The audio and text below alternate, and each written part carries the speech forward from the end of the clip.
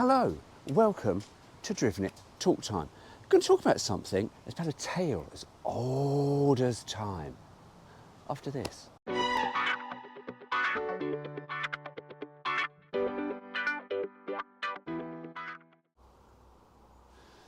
So this upload has come about because I'm going to try and answer a question that's as old as time. Because people that get new into old cars, and particularly old Volkswagens, on the forums, on the Facebook groups, and all that stuff, they often ask that question, what parts should I carry? What spares should I carry? What should I carry? And you get people that answer, and you know, some people are absolute dickheads. Don't be that dickhead. If you're not going to answer constructively, move along. Anyway, so I'm going to try and sort of put this together on things that I think you should carry, and the things that I carry, but there's in 3 parts I'm doing it. In part 3, there's things I carry in Barry, that are specific, that I wouldn't necessarily carry in the Fiat or the Beetle. Because, and I'll explain why in that part. So anyway, let's go to part 1. Part 1. This is nice and easy, and after I've said this, to be honest with you, we can pretty much all go home. Breakdown cover. There you go, said it. Off we go. See you later. No, not really. No, but seriously, breakdown cover. If you haven't got breakdown cover and you drive old cars, you're asking for trouble. Now, I know there are some people out there that go, oh, don't do many miles, I only go to a little local show and come back. It will still cost you a bucket load of money to get your car recovered. So just get it. Most banks offer it cheaper than what you can get it online or from wherever. I pay my bank and I get it with the AA, and I'll tell you now, it works out cheaper to go through my bank than it does through the AA. Work that one out, I know. And that covers me, so all of my fleet are covered. However, it doesn't give me European breakdown cover. Now that's where Peter James, who I insure my fleet with, and I really do recommend them. Not the cheapest, but the policy that I've got with them, fantastic. But they give European breakdown cover. So with those times when you do have to venture onto foreign lands, yeah, it's really, really worth having. So, breakdown cover. There we go. Part 2, a little bit more in depth, because some of this is essential, particularly for European travel, but also some of it I think is essential, which you should carry, which I pretty much carry in all of the fleet. So I'll try and go through it as it's in my head. Engine oil. Always carry engine oil, 1 litre, 2 litres, whatever. Always just carry a little bit of extra engine oil. Spare wheel. Make sure you've got spare wheel. Make sure that your tyre pressures are correct for your spare wheel. And if you've got spare wheel, make sure you've got the jack. And a wheel brace that you can take the nuts off, because some of the wheel braces that come with cars are really tiny and you just can't get leverage on it. So yeah, get one that you can work with. First aid kit. Can't recommend that enough. I've had to use that once at the roadside. Twice actually when we went camping as well. Someone cut their leg and it's like, oh, really bad. Yeah, so there we go. Tow rope, quite handy to have. But if you do, make sure this clip fits your vehicle, because I've gone to vehicles before and you've gone, oh, that won't fit. So yeah, that's not very good. High-vis jacket for every single passenger in your vehicle. What else do I carry? Oh, triangle, jump leads. And now we get to, oh, fire extinguishers. Don't forget fire extinguishers.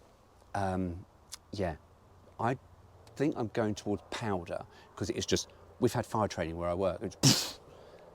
Powder is absolutely phenomenal. However, I've got some other things in here which we need to look into, because again, these are, I think, more essentials that you should carry on every single car. So, accelerator cable, very, very handy. Clutch cable, again, very, very handy. We've had a couple of those snaps in various vans across the way. However, with clutch cable, when you buy a new clutch cable, oh, actually, no, I should say, the throttle cable, make sure you buy the right throttle cable that fits your vehicle, because in Volkswagens there are many, many different ones. So yeah, just make sure, if you're unsure, buy the longest, and then you can use it as an emergency one. However, with the clutch cable, Bowden tube. You need the Bowden tube, because most of the times when these clutch cables snap, it's within the Bowden tube. See, the cable runs from the pedal all the way along and straight line, and then comes to a Bowden tube where it curves to go up to the gearbox, and it's in here, that's where they snap. However, there's a few other things that you need, because in my little bag of goodies here, we've got a wing nut that goes on the end of the clutch cable. Really, really important to have a spare one of those. Not because they get lost, but they usually find that they're seized or really, really difficult to get off the old clutch cable. Do you know what? If you've got one there sitting ready, wang it on, job done. However, in here there's also the little clip that holds the clutch cable to the pedal. And again, carry one of those. These bits here, cheap as chips, and I'll try and put a link in the description of what they are and their part numbers from the VW Cool Air website. But yeah, that is really, really important. However, I would say with this clutch cable attachment for the pedal, just make sure that you can get yours undone. They often seize, or have had a couple where they have seized, and we've had to use a flame torch thing to heat it up to break it off because they just get stuck. And you don't want that when you're stuck on the side of the road going, oh, bloody hell. Yeah, if you've got that, you know it comes off, you're winning. And that is pretty much it for part 2. However, part 3 gets a little bit more technical, a bit more in-depth. And we get onto that next. Right, one thing you can get from Argos or Halfords or any of those, one of those all-comprehensive, all-in-one toolkit boxes. This is, I think, an Argos one. It's not the best, I'll be honest with you, but you know what? In there, it's got pretty much everything I need. I've got screwdrivers, I've got spanners, I've got sockets. Yeah, the pliers are, yeah, a bit not pliery, but you know, it's enough to get you out of trouble. And the other sort of bits and pieces to keep: electronic screwdriver for testing circuits, fuse, keep a couple of springs. You never know. Do you know what? Sometimes silly things like these springs really are handy. And I've also got littered around on my boxes some extra screwdrivers, some extra spanners, just because I had spares and I went, oh, just shoved them all in the van. However, we have got a table laid out. It makes it look like I'm doing a car boot sale. I'm not, and I'm going to go through all the bits that I carry. Now we get on to the extra bits that I carry in Barry, because, and the reason why I carry all this extra stuff is because, unlike the others I will use for pleasure driving, I don't really use Barry for pleasure driving. I don't sort of jump in and go, do you know what, we're going to go off for hours and hours of driving. See, we've just had the summer solstice, and I went out in the X19, and I was out for 6.5 hours. I got home and I just went, Stuart, you're away for 6.5 hours. Oh my God. I wouldn't do that in him, just because he's not that sort of vehicle. He's quite fun to drive, but not as the X19, not as the Beetle, not as anything else I've got. He just, but he's a holiday, you see. Now this is where it all falls into place, because it's a holiday on wheels. And when I go out in Barry, we've got a place to get to. So it's holidays, summertime, drinking, partying, drinking. You know where I'm going. So that's why I carry extra bits. See, because if I'm out driving Barry and he breaks down, holiday over. So that's why I carry this bit. Now I'm just going to slightly go off track and have a little rant, because I heard someone at a classic car show. They had a Ford Escort, and I think they had a problem with the coil, and they were saying that someone at one of their gatherings tried to charge them £15 for a coil. I don't think that's a bad price, really. I don't know how much these are for these things, but 15 quid for a coil, because theirs was possibly failing. And they were really, they were going on like they were really entitled, like, excuse me, I've got a breakdown. And I was like, you twat. If that person who has the part has actually had the foresight to go, do you know what, I need to carry a few extra spares in my car because, if they have got the part, suck it up. Or don't be a twat and call recovery. See, because that sort of thing just annoys me. When someone says, oh, you lend them that, and they go, oh yeah, I'll post it back. You know full bloody well that you will not get that posted back to you. So, don't be that twat to sort of be entitled that you think that because someone carries spares and they drive the same car as you, they should give that to you. No, I'm sorry. Anyway, rant over. Let's look at the extra bits that I carry in Barry. A choke module. These are sort of bimetallic metal bits that burn out and bugger up the choke, and then, yeah. And I've had that, and one of them failed, and driving home, it was not very, very pleasant. He wasn't really running very well, and when I got home, the smell from literally a choke being closed, horrific. Distributor. Now, going to go on to the distributy bits because I don't necessarily need to keep them, but I go back to what I said about the person in the coil. But I carry a distributor. Now this is timed to Barry, it's time specific to Barry, so I couldn't really put this in any other van, but I run AccuSpark distributors, which I think are brilliant, and they really, really do improve the mid-range on these things. They're not the best. Petronics, I think, make the better one, but they're about 3 times the price. So you go, And that one, the one I had, because I had one failed on me, you see, and that lasted 10 years. So you sort of think, yeah, 60 quid every 10 years. Because, you know, in 30 years' time, I'm not going to be around. However, so this one, plug and play, literally out, in, job done. Really, really handy. However, going back to ignition, I do carry a spare distributor cap and a couple of rotor arms. Don't need to, but you know, you do, because they don't take up much space and they don't really weigh much. But also, if you're out and about, again, like points and condenser, don't need it, got electronic. That is points and condenser, but that's my emergency backup one, you see. But yeah, if you're out and about in a car show and someone says, oh, my condenser's failed or my points have failed, there you go. These are not a lot of money. Again, I'll put a link in the description, and actually I'll try and put the prices of their current 2025 prices of what they are. But again, they're not a lot of money. And you know what? Sometimes giving things like this away to a fellow classic car owner, do you know, it makes them feel good. And you hope, in some respects, that they will pass that on to the next person. So, you know, you're doing good.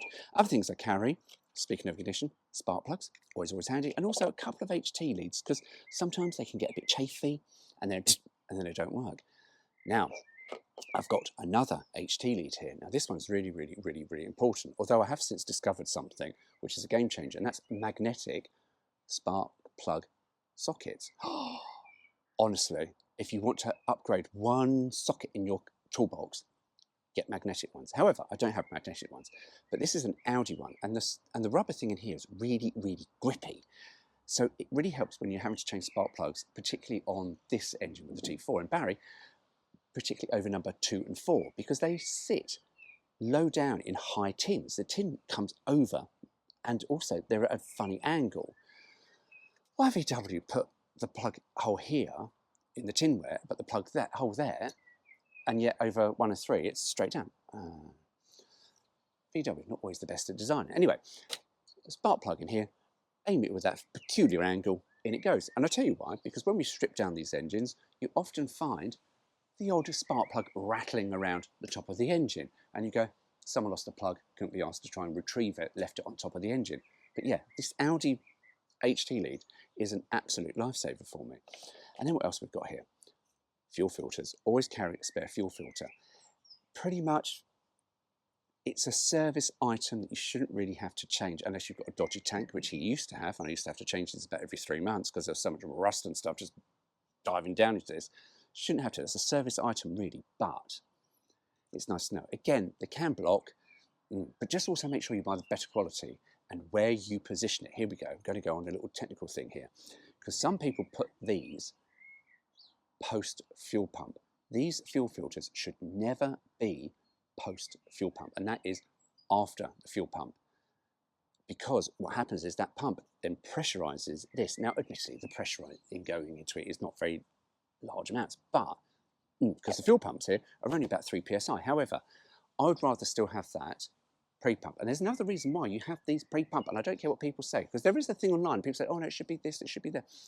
You want shit catching in that before it gets into your fuel pump. Now, either mechanical or electronic, because once shit gets in to your fuel pump, it pretty much buggers it all up. So that's why I think these should always be pre-pump. However, let's talk fuel pump. If you've got a mechanical fuel pump, carry a spare mechanical fuel pump. Again, they're not a lot of money. Some of this stuff isn't a lot of money. These fuel pumps can be, particularly the ones that I use. There is a facet one, the square box. Oh, I just think they're crap. I've had so many. We've had 2 fail on him. Yeah, I would never go back to them. However, they are quite cheap. So if you do have got a facet fuel pump on your van, or Beta or wherever, just buy a spare. But also, here we go, bit of good advice for you. Have it pre-wired for your vehicle, because there's nothing worse than fitting your fuel pump at the side of the road and then going, I've got to get some terminals. I haven't got any terminals, because actually I don't carry terminals. Yeah, but this here is plugged and ready to go. If anything happens to his, take it out, whack this one in, click, connect, job done. So yeah, anything electronic that you have, just make sure it's pre-wired for your particular vehicle. Not only on anyone else's vehicle, there are other people's vehicles. In this instance, don't count, because these are bits that you carry to get you out of trouble. However, what else do I carry? The gear linkage coupler between gear linkage and gearbox. This is quite a sturdy one. A lot of the replacement ones are a bit, and this is a cage that can just buckle up, or the bushings just bugger off. So yeah, particularly pain in the backside to replace it on these. Easy on a Beetle, but yeah, we have, a friend of mine's had one disintegrate and he had a spare. So within half an hour, we were back on the road. So quite handy. And rocker cover gaskets. Just sometimes if you have to sort of reset a tappet, you shouldn't. Again, these are more service items, but you never know. So sometimes you're out and about and it's going, you go, oh, let me just check my tappets. Oh, yeah. So just carry some spare ones. And that is pretty much it. However, I have got a little tool here that I must talk to us about, which I think I have spoken about before, but do you know what? I carry one in the van as well. It is a plug tool tester that I have had since I was 17 years old. Again, something that weighs nothing and can be used for diagnostics and gets you out of trouble. And this has got me out of trouble many a time. And it is basically, if you've got a vehicle misfire and you go, oh, is that electronic, is that ignition? This up against the HT lead, and the little light in there will flash if it's working. And if there's no flash, it possibly means it's not working, which means it could be an HT lead that's gone wrong, or there's something wrong with the coil or the distributor or something. So yeah, really handy. And if it's got a good bright light, good spark. If it's got a weak little, not so good. But yeah, that is brilliant. I think I paid £1.99 for that from Griffiths in Selsdon, Croydon. Never be without this. I actually bought another one and keep that in the garage. Oh, lovely.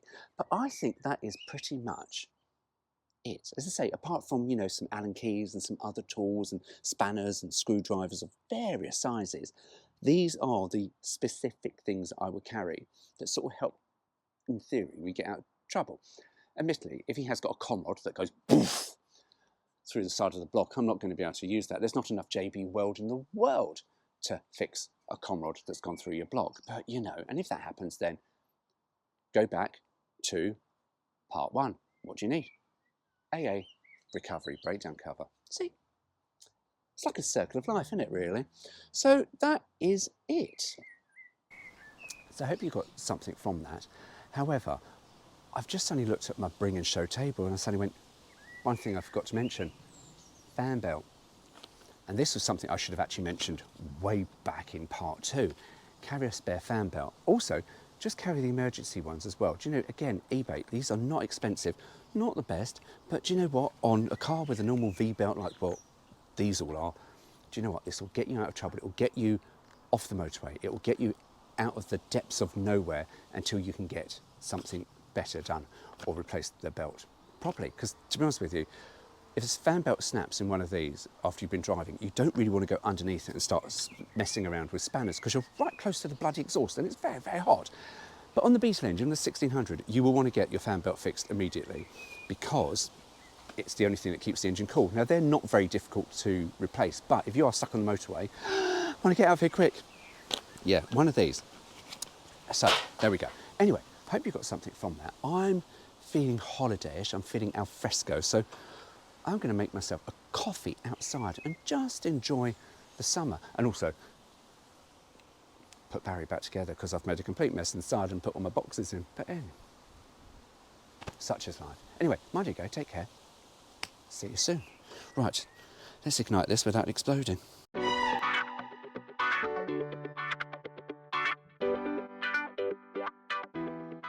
Bits that you should carry, except, oh! Again, I forgot. Fan belts. I forgot about fan belts. Oh, for fuck's sake. And I'm feeling holiday-y. I'm feeling spiritually... No, I'm not feeling spiritually at all. That's wank, innit? I'm going to do that again. GoPro, stop recording. GoPro, stop.